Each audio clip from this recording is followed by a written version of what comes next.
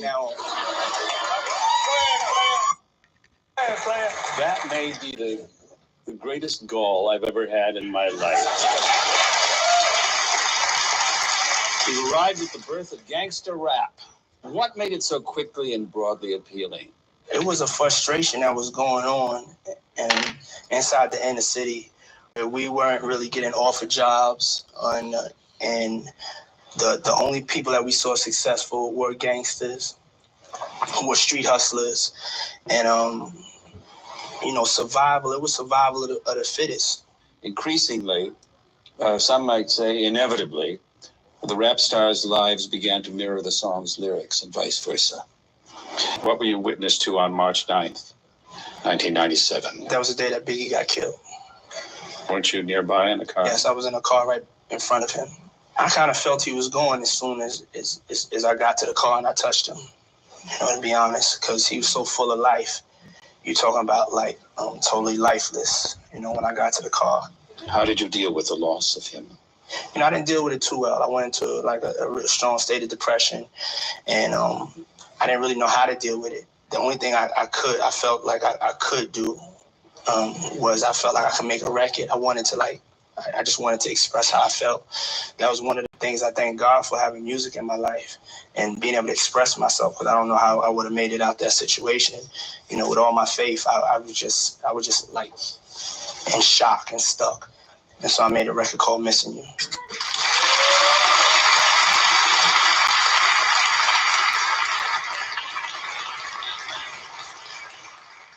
How is a rap song created? Do you start with an idea, with specific words? There has to be something to ignite the idea. Sometimes it could come from just an idea that you have lyrically, or it could come from a piece of music. I appreciate how he articulates music is that the it art really form does of rap, reflect your life. which started from the street. street. Shouts out to the Bronx. Conceptually, that's always saying? been one of my strengths. Coming up with Who concepts. Come with me. There's a symphony orchestra in white who formal gets the credit Some of your videos contain the kind bringing of out images of equipment, need and playing dreams. music, and then the MC got on the mic and rap was birthed. Being responsible for glorifying money. All right, let's go some old school, man. I have a list of all the old school acts that was coming up in the 70s, along with, my uncle group, which was called The Choice Four, and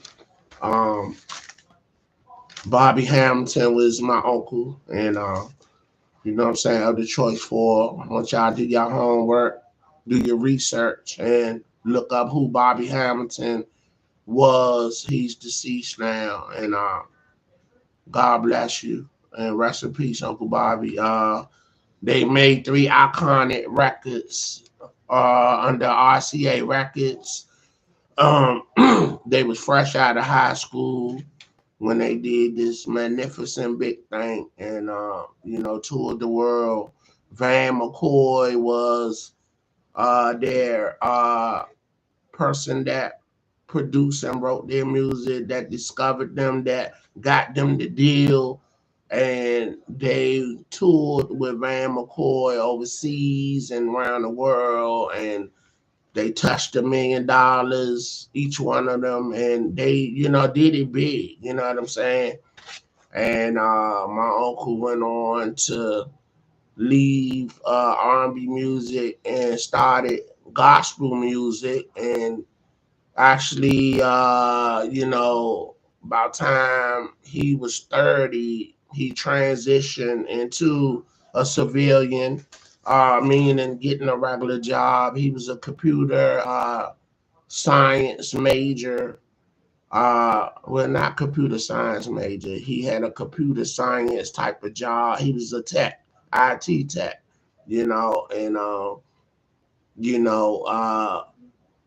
so I think he was doing a level of IT, and IT is levels, so I think he was doing networking. IT worked for the federal government, so he was able to buy a home and raise the family, put kids through college. He was very accomplished, and fulfilled in his life. And all the other members went on to do great things by touring the world with some of the Temptation groups, because there were the main Temptations, and then which I found out later on, I mean, at this day and time, that the Temptations, when they recruited members, them members, for whatever reasons, when their contract was up and they would leave, they will go and start a Temptations review. So it's been like almost, let's just say, numerous Temptation groups, but they had to call it the review, and these were guys that actually sang with the main group, and they branched off and started their own Temptation review. So some of the members from the Choice Four toured with the groups of the and sang with the Temptations review.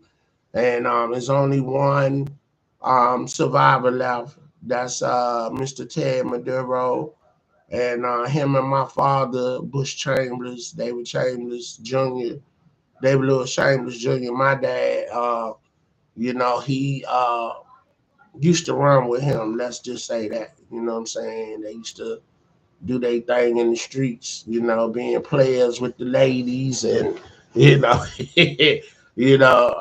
one story I could tell. My dad was dating a lady, and Ted came through, and I think I had got a new car. It was new to me, even if it was used. It was, and they went, and no, my dad left and was like, he was going to get some cigarette. Why that joker was gone like 2 hours, and me and Ted on the porch, and I could see he was tight, because it was just me and him. I'm like, like, I don't really know this dude. And that's my memory of Ted. So he was talking to me about the women and the ladies and life on the road with the group and all that. And I just thought that was real cool as I reflect now. And when I seen him at Uncle Bobby's funeral, right, he was like, I say, I'm Bush Chamberlain's son, right? And he looked at me and he said, yeah, you look just like him. He say, I remember when he was with the Caucasian girl. So I know who he talking about. That would be, yeah, yeah, I know who that was. So, um, yeah, my father was a son of a bitch. Good man. He was flawed, but when he loved you, he loved you. And when he had your back, you ain't had to worry about loyalty from him. And he was a dude that was a street dude that had respect. So, growing up, I was Lil Butch, to his friends, and I would see when he went away to college, that's, if you know, when we use the term going away to college or went to college. So do your research. That's old school lingo. Uh, I would see guys give my mother wads of money, say, yeah, we butch homeboys, we holding him down while he at college. And, you know, and so my dad was loyal, and his friends was loyal to him while he was away at college. And you know what I'm saying? And that's what we're missing in the streets. Is no more loyalty. When you went to college back then, it was a serious thing that you hold my family down while I'm gone. And when I come home, you know, anybody else that goes in, it's a rotation. It's my turn. And, that was seriously a real loyalty trait, you know. and you would die behind it if you didn't do what you were supposed to do by somebody family that you call your blood, your brother, and now this streets in this day and time is no loyalty like it was back in the day. Everybody for themselves. They not built like the men back in the day. And I understand why to a degree they giving out football numbers, Like I think when people start getting life in 30 years, you know, because I think in the 70s and the early 80s, guys will go to jail for like 5 years, maybe 10 years. I'm sorry, go to college. Okay, so if you're paying attention, you caught that. But now they're giving out football numbers. I think by the 90s because of the rise of crack. Back in the day, you went to jail or you went to college, you went to, you know, uh, cocaine always been around in the streets. Marijuana, which is what we call weed now. The hard stuff was, the heroin and whatnot that you shot up and all that. You know, um, the laws was different back then. So I think because of the time that jokers get nowadays, you know what I'm saying? And you know, nobody trying to be gone from their family like that in this day and time. And the caliber of men is not built like that, like they were back in the day. You know what I'm saying? It's a lot of prissy ass dudes now. They want to wear pink. They want to wear nail polish. They want to get their hair permed. And I know the pimps did that because that was their lifestyle. But for a regular dude to do it, that's unacceptable. You know what I'm saying? And so ain't nobody hard like they used to be. And and but don't sleep on anybody that you think may be soft because they could be a demon in the worst way. Some of the hardest dudes will be a gay dude or a gay woman. So you can't sleep on nobody. Like they say, don't judge the book. Don't judge somebody and look at them like, oh, I'll whoop them. No, because you don't know what that person know. They might be a black belt and break you down and tear you up.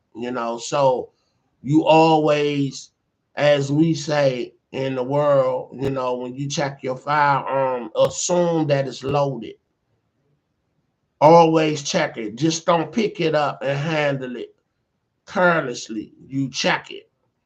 You assume that it's loaded and you check it. You know what I'm saying? So yeah. So don't never take nobody for granted by just sizing them up. You know what I'm saying? But yeah. But let me get into some old school. So uh the old school music. I didn't even know where to start at, but I done played a lot of Detroit for damn near all their records. I done played.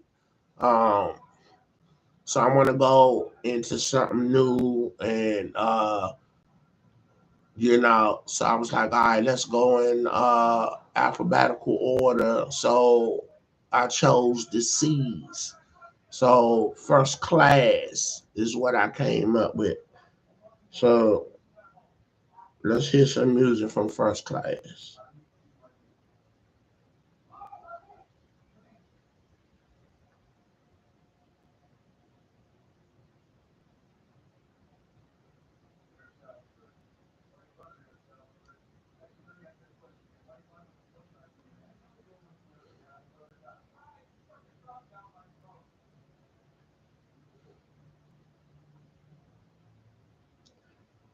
All right, let's see if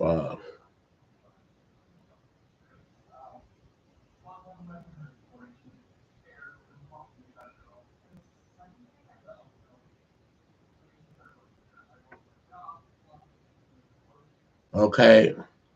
All right, this their record. I wasn't there. All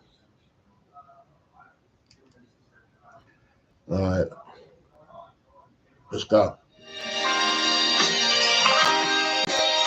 Yeah. 1977. I wasn't there.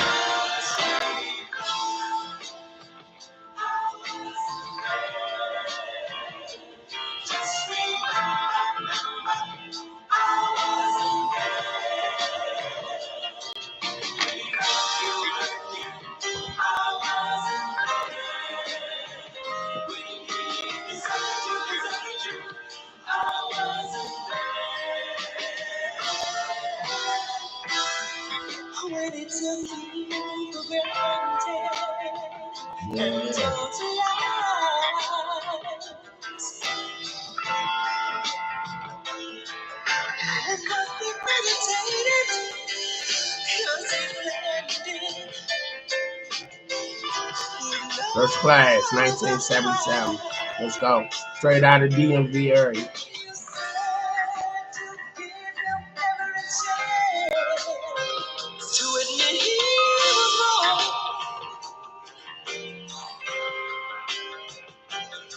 Even told him in advance, if he do wrong, you'd be gone. I know you're unhappy as can be, but please don't take it out on me. Just remember, baby, I wasn't there. Yeah.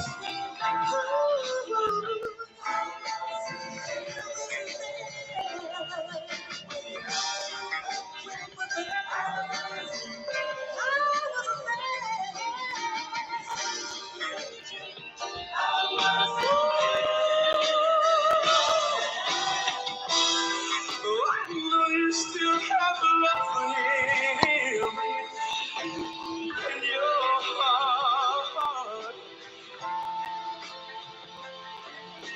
But remember, baby, what he put you through. Right from the start. You told me from sunup to sundown how you want to ride. Wholehearted love for you was so little from lack of trying. How long you're unlucky as can be. Oh, but please don't take it out on me. Just remember, baby, I wasn't there. I wasn't there. When it put the weight on you, I wasn't there. I wasn't there. I wasn't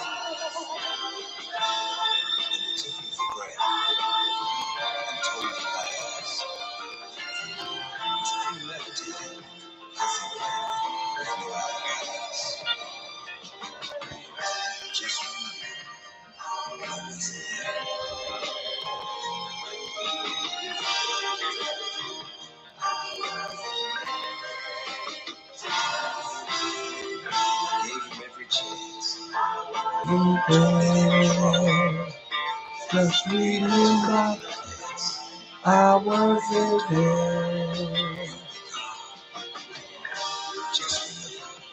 I wasn't there. Remember, I wasn't there. I wasn't there. Just remember, I wasn't there. Remember, I wasn't there. Remember, I wasn't there. Yeah, yeah. First class, baby. Let's go. That's how we live in life. First class. You know what I'm saying? As much as possible. You know what I'm saying? We in trying times. You know, we in the era of Trump and President Trump, and you know he doing what he doing, and but just like any other obstacle and maze, we gotta get through and survive. We gotta, we gotta tough it out. We gotta thug it out. You know what I'm saying? And you know, trying times makes you double down and get creative, and it gets you on your business and about your business. You know what I'm saying?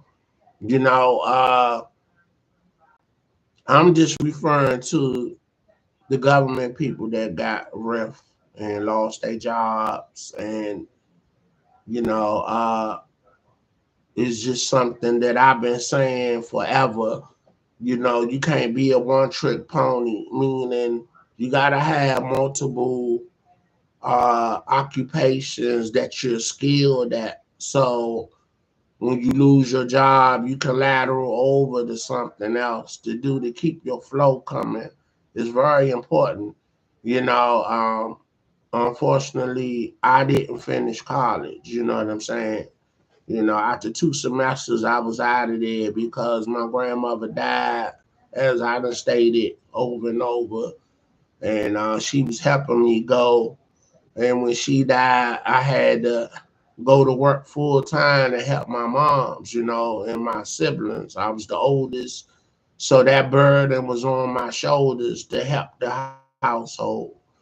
My grandmother was my mother backbone, so you know, so that burden fell on me as the oldest child and the only male child of my siblings. I had sisters coming behind me, so when moms got paid, her money was just to pay the bills and keep food in the house, and she was literally broke. So I felt that pressure, and a lot of my peers, my friends, was in the same situation, and that's how some of us went to the streets and did what we had to do because we wasn't playing that lights getting cut off, no phone, no food in the fridge, and then having siblings behind you and you watching them be raggedy.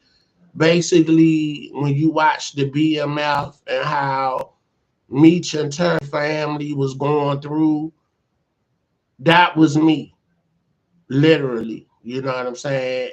I can't sit around and not do nothing. And I'm tired of being without. But it wasn't about me. It was about helping the family. Something had to give. So it made me and my friends fearless and determined. And but I'm glad to say that I was always a thinker. You know what I'm saying? I'm like, all right, we gotta change this narrative. And you know, we need to think bigger and we need to think legit. So what did that mean for me? Now, me and my immediate friends, we were athletes. We were good students. So I'm like, you know, we can't just depend on the streets. We gotta go higher and better, bigger and better. So we need jobs and we need skills, you know, and we sat around and politic about going to college and you know, getting trades. Some of us was talking about I'm gonna go in the military and see the world and maximize the benefits. So we wasn't small minded thinking, and this was in our teens because we saw the landscape. and what our friends was doing, and which appeared to be nothing other than the streets, I say no. That's just what we see here. We got to get out of this area. You know what I'm saying? So God gave me vision to see past what I'm immediately watching and looking at right now. So I thank God for that.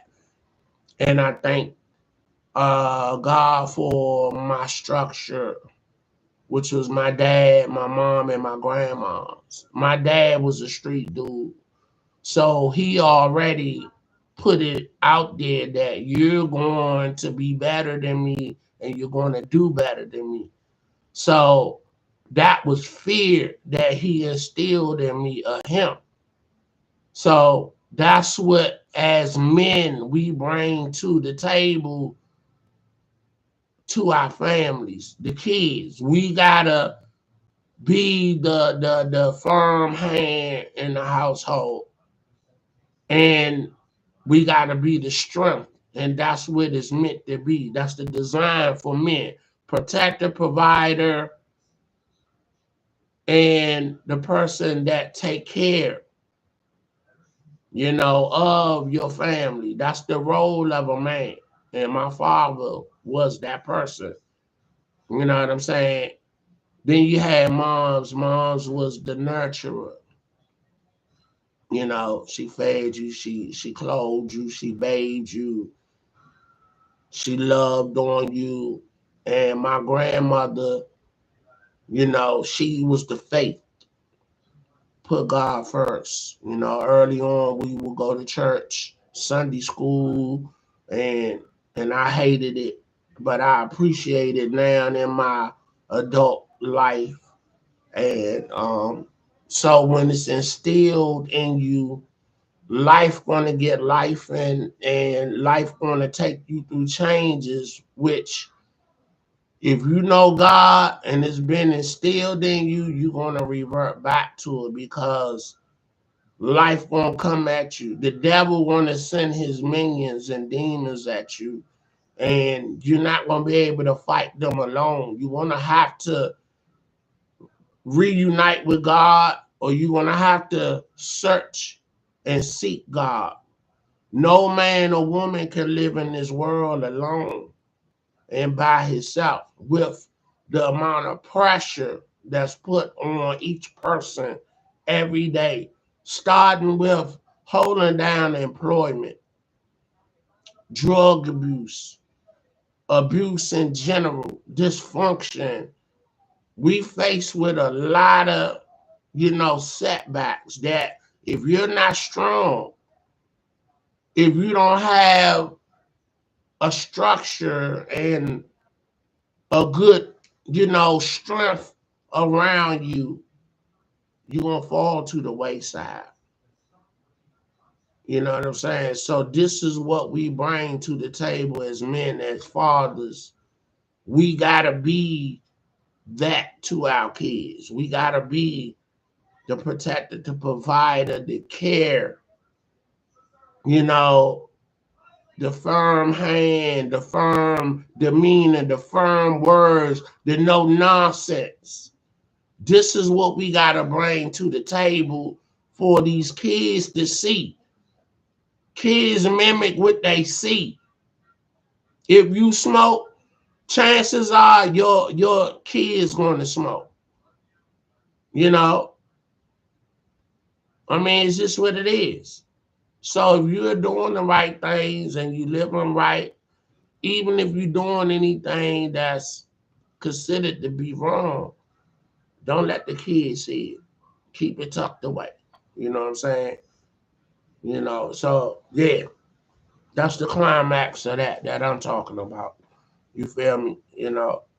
Yeah, you know, I'm on the road. I feel good this morning. I had a good night's sleep, you know, you know, and you know, uh, uh, you know, one of my uh blessings day to day is to come home to my family. When I leave the house, you know, and I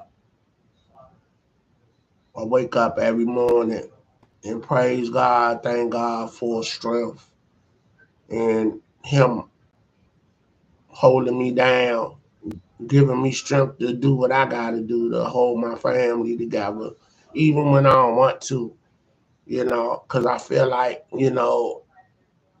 I'm a blessing to my family, you know what I'm saying? First and foremost, you know, through situations like, a family member called my sister to be exact. Her car got towed because she was in a spot that, you know, at her job that she didn't know was private property. They called on her. Don't you know it was a substantial amount of money to get her car back? If you had a car towed, you know how much that is. And then you had to pay the tickets to get the damn car back. You know what I'm saying? So she called me crying and upset and woo woo woo. So I was able to get to her and get her car back when it's all said and done. Met the chief of police of Blainsburg. Shouts out to you, Mr. No, Chief Collinson. That's his name. We talked about it and politicked about it, about, we didn't know it was private property. And so he kind of took a little something off the bill. And we appreciate that because you didn't have to do that. And he heard me talking and being upset. I'm like, where the signs at? You know what I'm saying? You know, I'm like, they're going to make this a legal matter. It's no signs. And he heard me. So we rolled back down there where her car was parked. It's no signs. So, you know, I'm still on some waive the tickets, but like I can't waive the whole ticket, but I can at least take half off it, you know what I'm saying? And then he like, I'm gonna call the business and let them know they need to put some signs up if they're gonna be calling on people, that's in their space and whatnot for their employees, you know what I'm saying? Because to me, that's a hustle they running, for the tow truck company, because they don't care either way. They gonna get their money. And honestly, that's what we couldn't waive. It was the tow money. The ticket got waived, but the tow people wanted their money. They like, we ain't got nothing to do with that. We want our money. You know what I'm saying? Y'all called us, we did the job, and y'all can't go back on that. We did our job no matter what did what and who did who, and you get my point. So they like, we're not releasing this vehicle unless we get paid. So you know what I'm saying? So again, my day wasn't expected to get a car out of tow. You know what I'm saying? And me to be spending no money that I wasn't expecting to spend. And I didn't want to do it. But I knew my sister needed her car to get to work. You know what I'm saying? It ain't safe leaving out early in the morning. You know what I'm saying? Before the sun come up, trying to catch, the metro or the bus. It's not cool. It's not safe. So I wanted her to be able to have her car. You know what I'm saying? So I bit the bullet. I sacrifice, and I say I need that back when you get paid. You feel me? You know what I'm saying? You know, and so yeah, so that's what I'm saying. I'm just blessed that we could address that situation, and you know, and be victorious in the return of her vehicle, so she can be safe getting to work. You know what I'm saying? So yeah, but it's what it is. It's what it is. But let me reiterate, man. We're on our fourth year of this podcast, year 4. You know what I'm saying? And yeah, you know, Streets Finest podcast, man. And we doing our thing. Let me show you my banner. You know what I'm saying? Streets Finest podcast, 4 years. You know, we usually do fresh balloons. And my wife said, you know, you could get a banner, you know, and you know, with the balloons on it. I'm like, all right, cool. We're gonna upgrade, you know, and do something different, you know. I done messed the camera. This camera just be bugging. Okay, there we go. There we go. We had to snap it on. Okay. All right. So yeah, man, you know, happy June 18th to everybody. Uh Actually, tomorrow is a holiday. So the federal government off for Juneteenth. Happy Juneteenth to everybody. Uh July 16th was Tupac's birthday. You know what I'm saying? Happy birthday to Tupac. You know what I'm saying? My man Lil Rick, Tricky Rick, you know, DJ Lil Rick, Tricky Rick, we go by a lot of aliases in the hood. So shouts out to my cousin daughter graduating high school, went to the prom, Dennis Jones, Deanna Jones, you know what I'm saying? You know. And my cousin got 8 kids. And his mom was a mother of 12. My mother was the baby of her 12 siblings, and my grandmother had 12 kids, her and my grandfather. You know what I'm saying? My grandfather worked 3 jobs to take care of them 12 kids. He was a carpenter, he laid carpet, and he was a cab driver. You know what I'm saying? So, you know what I'm saying? And, you know, my grandmother was a seamstress. So she made dresses, sold dresses, and, you know, she was the seamstress in the neighborhood, you know what I'm saying? So that's how she brought money in, you know what I'm saying? Because she didn't work, she took care of the household. This my nephew, this is my great nephew right here, you know, at his banquet, you know, his sports banquet, you know what I'm saying? He played flag football and they won the chip. You know, his team won the chip, and they were. I think they lost one game. I don't think they was undefeated. They lost one game, but they had the best record. They went to the chip and they won it. You know what I'm saying? Shouts out to Wheatley Elementary. You know what I'm saying? I think he in he in the 5th grade, something like that. You know, yeah, little Tamani Chambers. You know what I'm saying? You know, shouts out to Team Chambers. Team Chambers champions. We grooming champions around here. You feel me? That's what it is. We putting kids in the pros, getting them to college, they scholars. You know what I'm saying? Yeah, that's how we give it up around here. You feel me? Let me show y'all some video and some pictures of my great nephew when they won the chip. Because you know your boy was there for sure. You know, we just had our cookout. Uh, maybe it was May the 24th. You know, so a couple of weeks ago. You know what I'm saying? You know, so I'm bringing up old pictures. You know, my mom's, my sister. She been gone 20 years. You know, them the kids when they were small. Now they grown with kids. The youngest boy don't have no kids yet, and you know he was the baller of the family, the basketball player.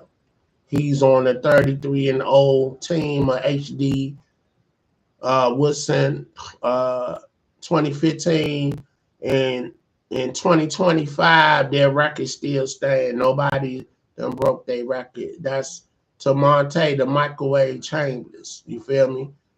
You know what I'm saying? And did his thing. in his high school career. You know what I'm saying? You know, he was set to go to Morgan State, and he had to get his SATs up. So I sent him to private school to get the SATs up, and from there, Bowie was looking at him. He had a lot of schools looking at him, and so he went on and got a job with Georgetown, maintenance engineering. So, you know, he like, I don't want to go to school. You know, I'm gonna go ahead and get this job, put 20 years in and get a retirement. Uh, I'm teaching him about the IRA, uh, as well as your 401k, your IRA account. You put money in it, they take the tax off from the gate. So by the time you turn 55, you can touch your money and it be tax free. That's all you. You know what I'm saying? Why they don't teach that in school? Not the schools that I went to. So now we got to teach our kids this. You know, you know what I'm saying? So my son, older brother, you know, I recognize him as my son as well, Bailey, Christopher Bailey Jr., and he graduated A&T, and he's IT working, got a government job, and he like I'm leaving, and I'm gonna stop working at 55 because I'm putting money away in my IRA account right now. So I'm like, yeah, there you go. He already planning, and that's what we got to do. We got to get disciplined, focus. We need to be fearless, and we need to learn how to implement management across the board. You feel me? We got to learn how to start managing things across the board. You know what I'm saying? Money, time, uh, recreation. Everything needs to be managed. So would that mean everything need to be managed in moderation? You can't do too much of nothing, you know, and overdo it because there's always something else to do. You feel me? So yeah, you know what I'm saying? Just from the cookout, get together, picnic, family reunion. That's what it was. This is my second year throwing it, and it's to get the family back together since Grandma Roxy done died back in '88. The family reunions done fell off, so I'm doing my part to restore it. You feel me? Since my mother died, going on 3 years now, and you know what I'm saying. And my pop's been dead for 4 years. So I done grew up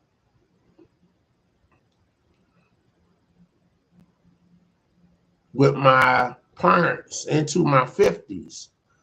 So I tell people I really don't, I guess I really didn't understand what losing your parents felt like because I had mine all them years into my 50s. Uh, and that, I'm 55, so I was 52 when my mom's died and 51 when Pops died.